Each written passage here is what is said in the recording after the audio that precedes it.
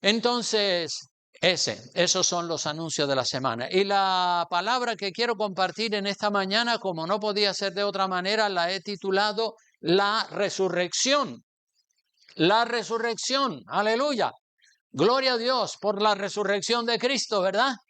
Aleluya, qué bonita esa palabra, la resurrección.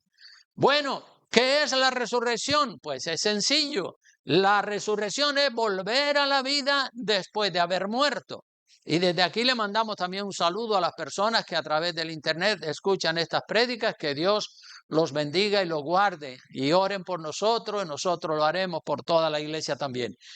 Bueno, entonces, volver a la vida después de haber muerto, eso fue lo que sucedió en la vida de Jesucristo. Murió y resucitó. La muerte, hermanos, la muerte significa tristeza.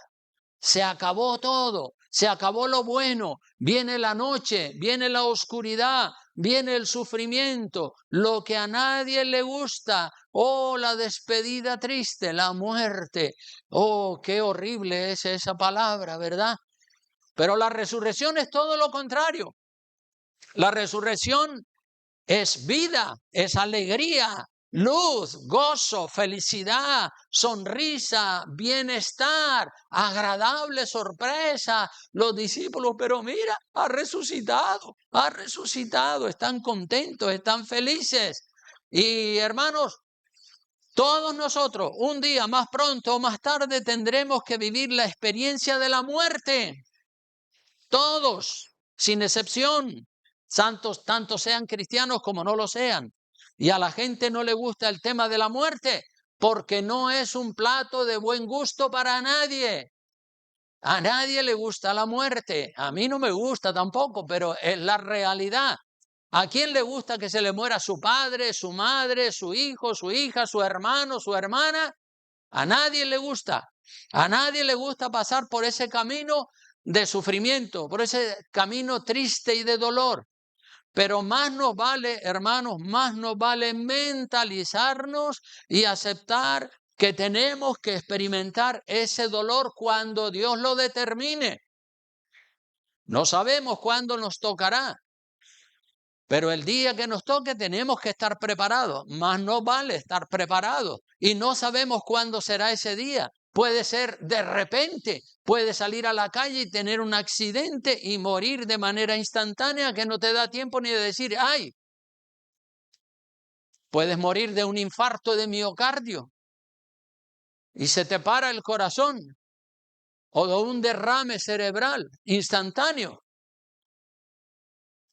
y ¡pum!, la persona muere. También puede morir con una muerte lenta, ¿verdad? Después de tener una enfermedad como el cáncer. El cáncer es horrible también esa palabra. El cáncer te va matando poco a poco. Empiezas a sentir los efectos de esa enfermedad y ya vas cayendo en esa debilidad y vas cayendo y se te va. El cáncer se va desarrollando hasta que se convierte en metástasis y entonces la persona ve como la muerte se acerca lentamente. Se le acerca la hora de su muerte. Así que hay varios tipos de muerte. Una es muerte lenta, otra es muerte instantánea y nadie sabe de qué muerte va a morir. Todos, tú y yo, vamos a morir. No lo rechaces, piénsalo, aunque no te guste pensar en el día de tu muerte, piensa en eso. Es muy saludable pensar en el día de la muerte. Es de personas realistas. No podemos vivir en una fantasía, tenemos que ser realistas y poner los pies en la tierra, decir, bueno, pues sí, nos toca, un día nos va a tocar partir para la eternidad. Los necios son los que no quieren pensar en el día de la muerte. El Señor los llama necios a los que no quieren pensar en el día de la muerte. Miren a qué personas el Señor llama necios. En Lucas, abra su Biblia primero, por favor, en Lucas capítulo 12. Ahí vemos cómo el Señor llama necios a aquellas personas que no quieren pensar en la muerte. Pues eso es lo que son, necios, porque están viviendo en una fantasía. Y miren lo que dijo Jesucristo respecto a ellos. Lucas capítulo 12, versículo 16. ¿Están todos ahí? Amén. También les refirió una parábola diciendo, la heredad de un hombre rico había producido mucho. Y él pensaba dentro de sí diciendo, ¿qué haré? ¿Qué haré? Porque no tengo dónde guardar mis frutos. Es demasiado lo que tengo. Y dijo, esto haré.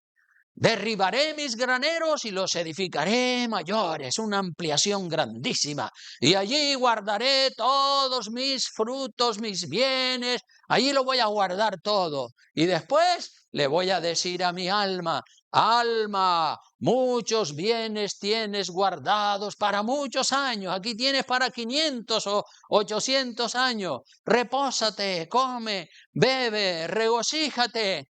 Eso es lo que él se decía a sí mismo. ¿Pero qué fue lo que Dios le dijo? Necio, ignorante, tonto, necio, esta noche vienen a pedirte tu alma. Y toda esa gran cantidad de cosas que has provisto, ¿de quién será?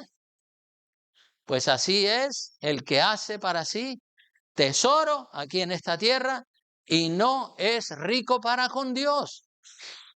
O sea que es un necio. Los necios son los que no quieren pensar en el día de la muerte.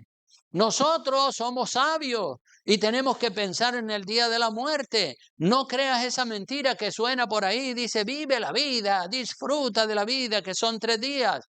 Bueno, sí, es verdad que la vida son 3 días y debes vivir la vida, pero siempre, siempre, siempre pensando en que un día vas a morir. Acuérdate de tu Creador en los días de tu juventud, antes que vengan los días malos en los cuales digas, uy, no tengo en ellos contentamiento. Miren lo que dice Hebreos 9:27. Dice, de la manera que está establecido para los hombres, que mueran ¿cuántas veces? Una sola vez. Y después de la muerte, ¿qué viene? El juicio. O sea que la muerte y después inmediatamente el juicio. Y hay que estar preparado para ese juicio.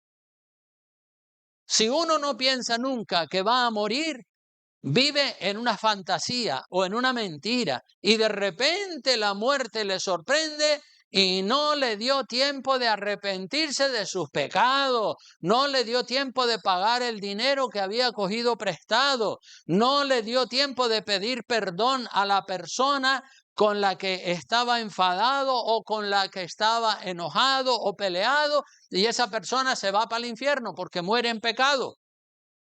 Pero cuando uno piensa que va a morir, cualquier día de estos, uno hace un examen de conciencia. Y después de haber hecho el examen de conciencia, el Espíritu nos muestra que le estamos fallando por aquí o por allá. Y uno inmediatamente pone manos a la obra, pide perdón, paga la deuda, se prepara para morir con una conciencia libre de pecado. Y eso es tomar las cosas de Dios en serio. Eso es prudencia, eso es sabiduría divina, eso es la realidad. A la gente joven y a los que aman la vida y las fiestas y el deporte y la buena comida y el disfrutar de los placeres de la vida, yo les doy un buen consejo para el que lo quiera recibir. Vaya de vez en cuando al cementerio, hermano. Vaya de vez en cuando al cementerio y pasee por delante de los sepulcros de los muertos que usted conoció cuando estaban en vida. Pase por allí, mire las tumbas, los nichos, mire la fecha de la muerte de cada uno de esos que usted conoció. Mire cuántos años tenía cuando murió esa persona. Y eso, hermano, le hará pensar, eso le hará meditar en la realidad que sucederá en su vida cuando menos lo espere. Yo y todos los que estamos aquí queremos tener larga vida y vivir un siglo, vivir 100 años. ¿Cuántos quieren vivir 100 años, verdad? Todos, nadie, yo también. Pero todos sabemos que mañana mismo podemos estar muertos. Así que la visita al cementerio no es agradable porque cuando usted va al cementerio suele oler la podredumbre los, los olores fétidos que salen de las tumbas de los que han muerto recientemente. Y eso dice uno, uf, hasta un pañuelo se pone uno en la nariz porque no puede, en la nariz y en la boca porque huele esos olores horribles. Así que la visita al cementerio no es agradable. Hay olores putrefactos de los muertos que llevan pocos días de enterrados, pero que ya se han descompuesto. Cuando yo he tenido que ir al cementerio, he visto las tumbas y los nichos de personas que yo conocí en vida, y eso me ha hecho pensar mucho. Me ha hecho pensar, y yo estoy seguro que si usted va, eso le va a hacer pensar. Uy, Dios mío, la muerte. Allí en el cementerio puedes palpar la muerte de tantas personas. Algún día otros pasarán por delante de la tumba tuya o del nicho tuyo y dirán, yo conocí a este hombre. Sí, yo lo conocí, fue mi amigo, fue un conocido. En un cementerio que hay en Gran Canaria, en una ocasión tuve que ir allí a enterrar a un hermano en Cristo y afuera, en la puerta principal del cementerio, había un letrero grande que a mí me impactó cuando yo lo leí. Y el letrero decía, Templo de la verdad es el que miras. No desoigas la voz con que te advierte que todo en la vida es ilusión menos la muerte. Repito, así decía, Templo de la verdad, refiriéndose al cementerio. Templo de la verdad es el que miras. No desoigas la voz con que te advierte que todo en la vida es ilusión, menos la muerte. ¿A quién le ilusiona la muerte?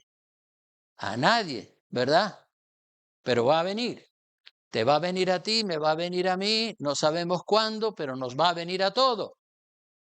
Y así como pasa con la muerte, así también va a pasar con la resurrección. Cristo resucitó, Cristo murió y resucitó. Gloria a Dios. Oh, la resurrección, qué bonita es la resurrección.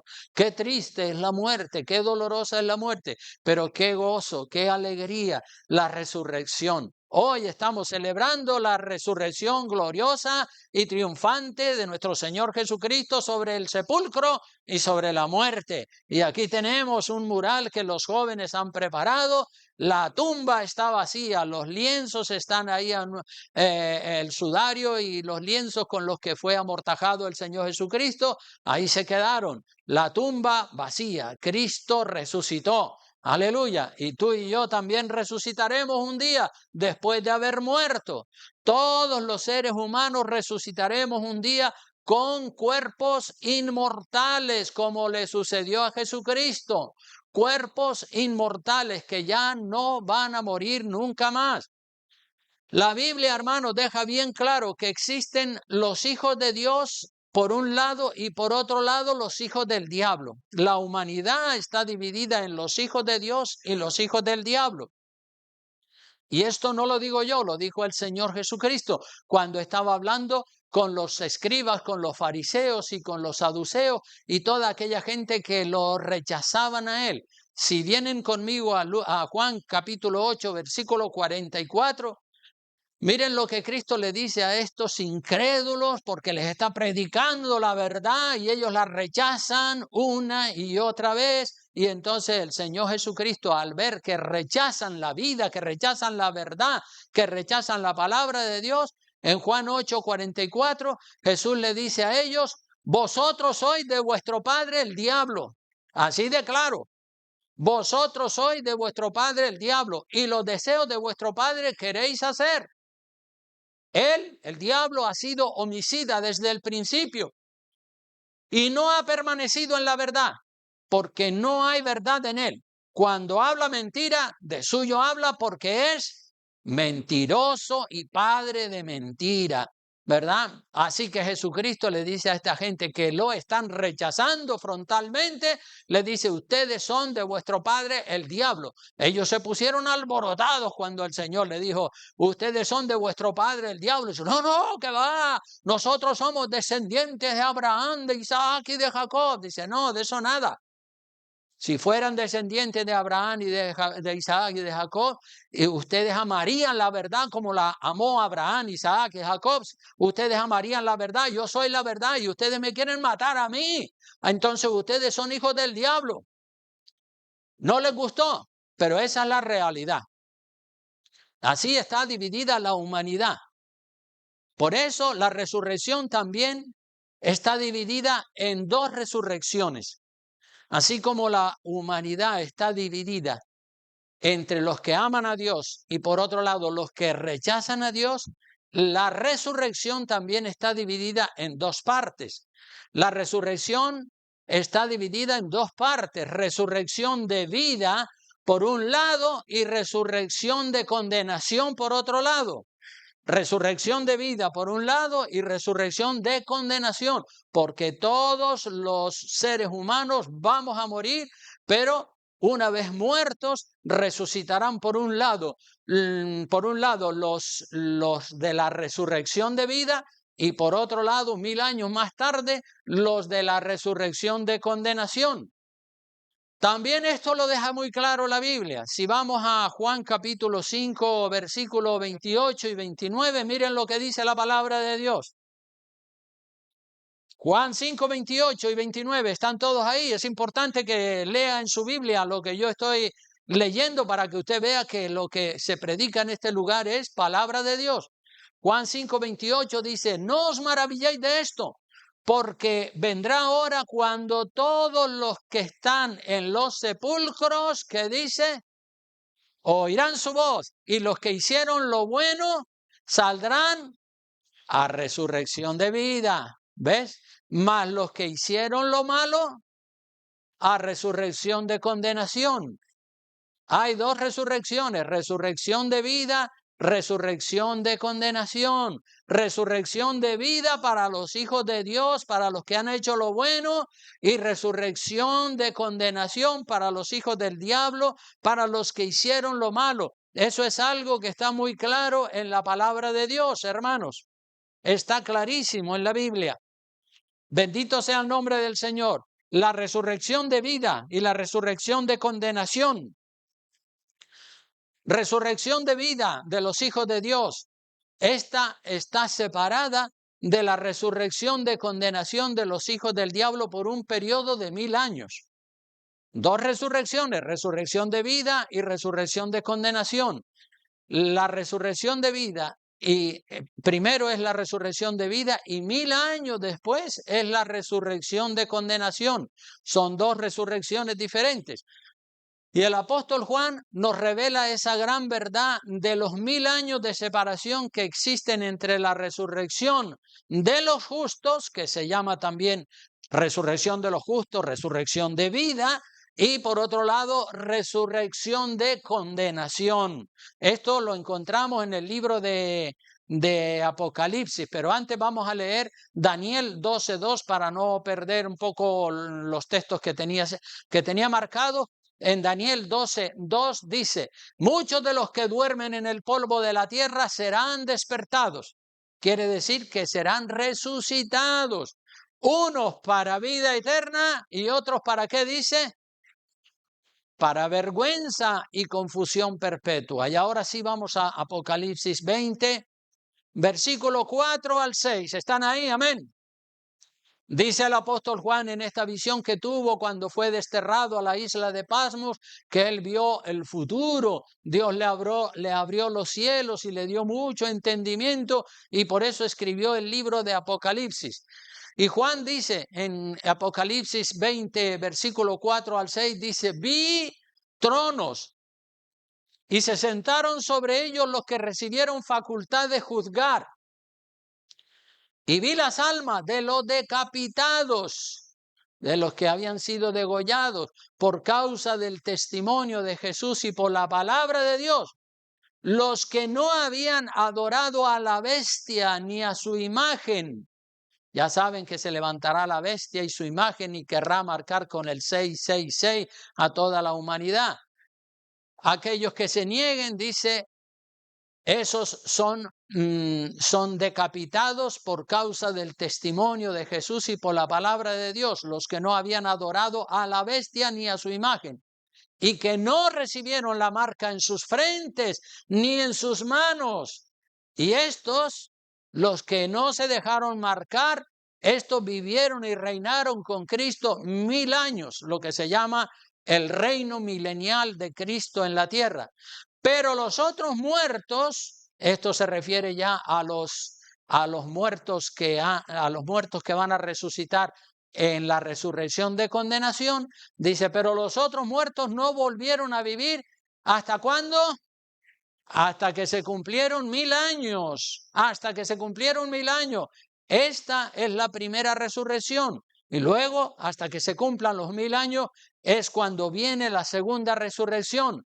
Por eso en el versículo 6, bien digo, del capítulo 20, dice, bienaventurado y santo, ¿quién? El que tiene parte en la primera resurrección. Bienaventurado y santo el que tiene parte en la primera resurrección. La primera resurrección es la resurrección de vida. La segunda resurrección es resurrección de condenación. Bienaventurado y santo el que tiene parte en la primera resurrección. La segunda muerte se refiere a la condenación eterna.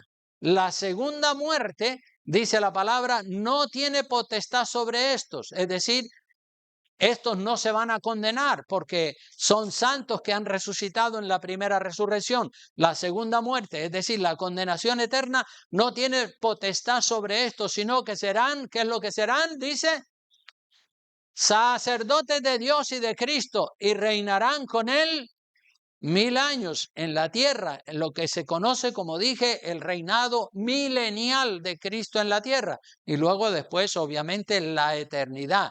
Entonces, la primera resurrección es antes del milenio, según nosotros entendemos en la palabra de Dios. Dice en Primera de Corintios, capítulo 15, versículo 20 al 25, dice, mas ahora Cristo ha resucitado de los muertos. ¿Cuántos dicen amén? Primicias. Primicias quiere decir el primero. Primicias de los que durmieron. Es hecho. Es una realidad. Porque por cuanto la muerte entró por un hombre, ¿cuál fue ese hombre por el que entró la muerte? Adán, ¿verdad? La muerte entró por culpa del pecado de Adán y Eva. Por cuanto la muerte entró, ya lo dijo el Señor, dice, el día que de él comieres ciertamente morirás. Y así como la muerte entró por un hombre, también por un hombre la resurrección de los muertos. Es decir, la vida. Cristo es la vida. Adán es la muerte y Cristo es la vida.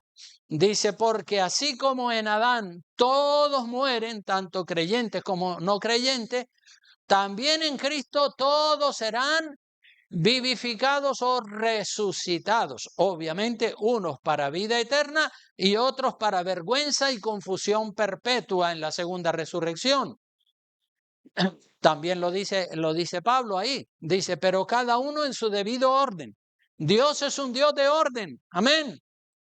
Dios tiene todas las cosas previstas, todo lo tiene ordenado, los eventos del futuro, la primera, la segunda resurrección, el milenio, Él lo tiene todo bajo control. Cada uno en su debido orden, dice el verso 23. Cristo las primicias, Cristo fue el primero que resucitó.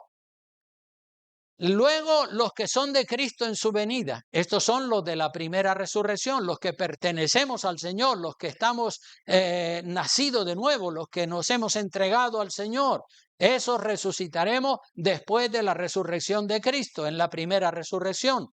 El verso 24 dice, luego el fin, cuando entregue el reino al Dios y Padre, cuando haya suprimido todo dominio, toda autoridad y potencia. O sea que allí está la segunda resurrección, porque es preciso que Cristo reine, que reine en la tierra, que durante el milenio, hasta que haya puesto a todos sus enemigos bajo sus pies. O sea que la primera resurrección es antes del milenio y luego cuando han pasado los 1000 años del milenio viene lo que se llama la segunda resurrección, como hemos visto antes. Así que Cristo fue el primer resucitado para ya no morir jamás. Y es verdad, ustedes pensando dirán, bueno, es verdad que Cristo resucitó a Lázaro y también resucitó al hijo de la viuda que estaba en la ciudad de Naín. Pero todos esos, Lázaro y el hijo de la viuda que fue resucitado por Cristo, resucitaron, vivieron un tiempo más en la tierra y luego murieron y sus cuerpos están en los sepulcros hasta que se produzca la primera resurrección, ¿verdad? La resurrección definitiva. El orden de las resurrecciones está claro, como hemos visto aquí en Primera de Corintios. Primero Cristo, las primicias, luego los que son de Cristo, el pueblo de Dios, y finalmente los de la resurrección de condenación que resucitarán después del milenio. Cristo el primero, los que son de Cristo en su venida antes del milenio, junto con el rapto o el arrebatamiento. Porque junto con la primera resurrección se produce también lo que conocemos como el rapto de la iglesia. Es decir, la iglesia que está viva en la tierra. Cuando llegue ese momento, sucede el rapto y la primera resurrección. Esto lo vemos en Primera de Tesalonicenses capítulo 4, versículo 13 al 18. Sígame con cuidado en la palabra de Dios. Dice así, versículo 13 de Primera de Tesalonicenses capítulo 4, dice, tampoco queremos, hermanos, que ignoréis, no vivan en un estado de ignorancia, aclaren en su mente las verdades cardinales de la palabra de Dios. Tampoco queremos, hermanos, que ignoréis acerca de los que duermen. Los que duermen ahí se refiere a los que ya han muerto. ¿Para qué? Para que no os entristezcáis como los que no tienen esperanza, ¿verdad? Cuando una persona incrédula, que tiene familia incrédula, se muere, llanto, dolor, tristeza, luto, amargura, y ahí pasan un momento difícil, un momento de dolor, y se queda ese sabor amargo en la boca de ellos. Pero el Señor dice que nosotros no nos podemos o no nos debemos entristecer como los que no tienen esperanza. Nosotros sí tenemos esperanza. ¿Cuántos dicen amén? Aleluya. Porque si creemos, nosotros tenemos la esperanza que si creemos que Jesús murió y resucitó, verso 14, así también traerá Dios con Jesús a quienes, a los que durmieron en él, es decir, a los que murieron en Cristo Jesús. Si tú mueres en Cristo siendo cristiano, tu cuerpo va a quedar en la tumba en espera de la primera resurrección. Si mueres siendo un pecador, tu cuerpo va a quedar en la tumba hasta la segunda resurrección después del milenio. Pero si creemos que Jesús murió y resucitó, así también traerá Dios con Jesús a los que durmieron en él, es decir, a los que murieron siendo cristianos. Por lo cual os decimos esto, verso 15, en palabra del Señor, que nosotros que vivimos, que habremos quedado ¿hasta cuándo? Hasta la venida del Señor. No precederemos a los que durmieron, es decir, no iremos antes al cielo antes que los que murieron en Cristo Jesús. Nosotros, por lo cual os decimos esto, repito, en palabra del Señor, que nosotros que vivimos, que habremos quedado hasta la venida del Señor. Porque el Señor puede venir mañana o pasado y encontrará a muchos creyentes vivos. Dice, no precederemos, no iremos antes que con el Señor, no iremos antes que los que durmieron en Él. Es decir, que los que murieron en Cristo. Porque el Señor mismo, dice el verso 16, con voz de mando, con voz de arcángel y con trompeta de Dios, que dice, descenderá del cielo y los muertos en Cristo resucitarán primero, la primera resurrección, la resurrección de los justos. Luego, después del milenio, será la resurrección de condenación. Sigue diciendo el verso 17, luego nosotros, los que vivimos, los que hayamos quedado ¿Qué pasará con nosotros? Seremos arrebatados, no veremos la muerte. Pasará en nosotros igual que pasó con Enoc y Elías, que no murieron, sino que un carro de fuego se llevó a Elías al cielo. Y a Enoc dice que tampoco murió. Son los dos únicos personajes de la Biblia que no han muerto, que han vivido en la tierra, pero no han muerto. Todos los demás han muerto y sus cuerpos están en las tumbas, pero Enoc y Elías fueron los dos únicos personajes de la Biblia que no murieron. Enoc dice que caminó con Dios y Dios se lo llevó. Así, caminando con Dios, como dije en una ocasión, según oía un predicador, decía que Enoc caminaba con Dios, caminaba frecuentemente, caminaba con Dios y se daba largos paseos con Dios. Y un día el paseo fue tan largo que llegaron al cielo y Dios le dijo: Enoc, quédate aquí, ya no vayas más para la tierra. Así que Enoc no murió y tampoco Elías. A él se lo llevó un carro de fuego al cielo. Esos dos personajes son tipo de la iglesia que está viva cuando Cristo venga a buscarla, que será arrebatada. La iglesia será arrebatada. Nosotros, los que vivimos, los que hayamos quedado, seremos arrebatados juntamente con ellos. ¿Quién son ellos? Los de la primera resurrección, en las nubes para recibir al Señor en el aire, y así estaremos siempre con el Señor. Por tanto, ¿qué dice el verso 18?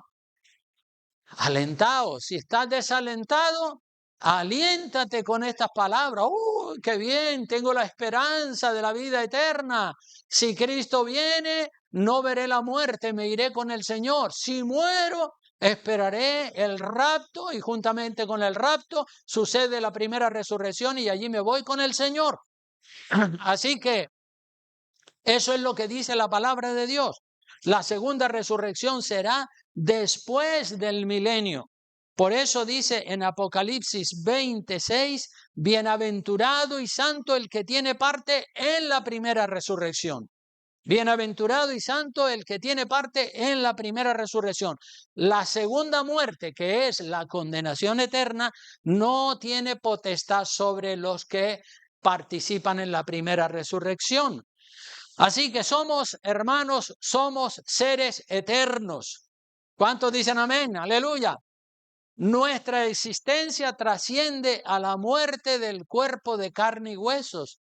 Nuestra existencia trasciende, va más allá de la muerte de este cuerpo. Pero dependiendo, hermanos, dependiendo del camino que hayamos elegido aquí en la tierra para vivir en esta tierra, así será en la eternidad. En otras palabras, lo que usted haga aquí en esta tierra va a determinar dónde usted va a pasar toda la eternidad. Si usted hace lo bueno y sigue los caminos del Señor, es obvio que o será arrebatado si está vivo cuando suene la trompeta, o bien morirá, pero su cuerpo permanecerá en la tumba hasta la primera resurrección.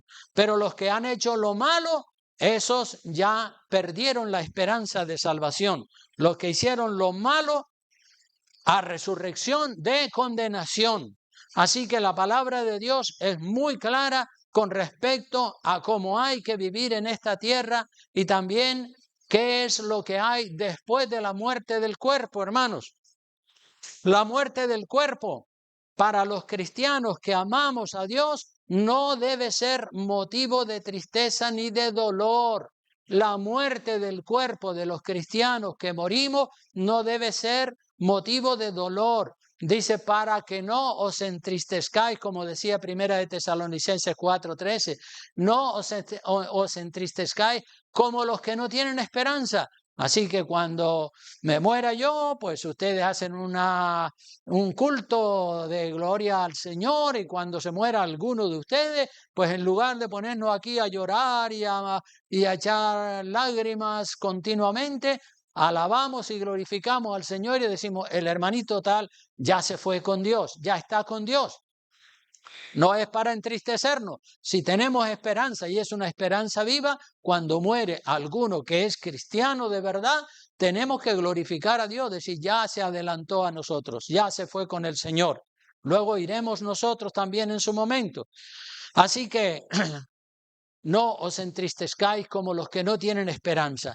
Y Cristo, hermanos, Cristo prepara a sus discípulos para que su muerte en la cruz no les afecte. Cristo, antes de morir, preparó a sus discípulos para que cuando Él muriera en la cruz, su muerte no les afectara, ni les turbara el corazón, ni les desanimara, ni les derrumbara, ni les frustrara. Y esto lo dice el Evangelio según San Juan, capítulo 14, versículo 1 al 6. Miren, el Señor Jesucristo preparando a los discípulos que estas palabras con las que el Señor preparó a sus discípulos y les dijo, no se turben, tranquilo, no va a pasar nada, yo voy a resucitar, ya nos veremos, la muerte no es el fin, la muerte es hasta pronto, nos veremos después de la muerte. El Señor prepara a sus discípulos. Lea en Juan capítulo 14, versículos 1 al 6 para que vea lo que dice. Y se lo resumo, es Jesucristo preparando a sus discípulos para que cuando Él muera no se derrumben, no se frustren, porque Él sabía que el impacto de la muerte los iba a dejar con las alas a rastro y que los iba a dejar decepcionados y frustrados. Por eso en Juan 14 les dice, no se turbe vuestro corazón, ¿creéis en Dios? Sí, creemos en Dios, creed también en mí. En la casa de mi Padre muchas moradas hay, si así no fuera, yo os lo hubiera dicho. Voy pues a preparar lugar para vosotros, y si me fuere y os prepararé el lugar, ¿qué dice? Vendré otra vez, o sea que no es una despedida hasta nunca, no, Él va a volver otra vez. Volveré otra, me fuere y os prepararé el lugar, vendré otra vez y os tomaré a mí mismo, para que donde yo estoy, vosotros también estéis. Y sabéis a dónde voy y sabéis el camino, le dice el Señor, pero siempre hay alguno torpe. Siempre hay alguno, entre los discípulos también había uno que era incrédulo, que era torpe. Y este era Tomás. En el verso 5 dice que Tomás le dijo, Señor, no sabemos a dónde vas, ¿cómo pues podemos saber el camino? ¿Y qué le dice el Señor? Yo soy el camino y la verdad y la vida. Nadie viene al Padre sino por mí. Tomás el incrédulo, el que duda, el miedoso, siempre igual, no ha cambiado. Sigue con la misma incredulidad. Así hay mucha gente hoy en día. Creen, pero después dudan, ¿será o no será? Cuando le dicen que Cristo resucitó, cuando a Tomás le dicen que Cristo resucitó, porque ahí lo vemos ya dudando, ¿verdad?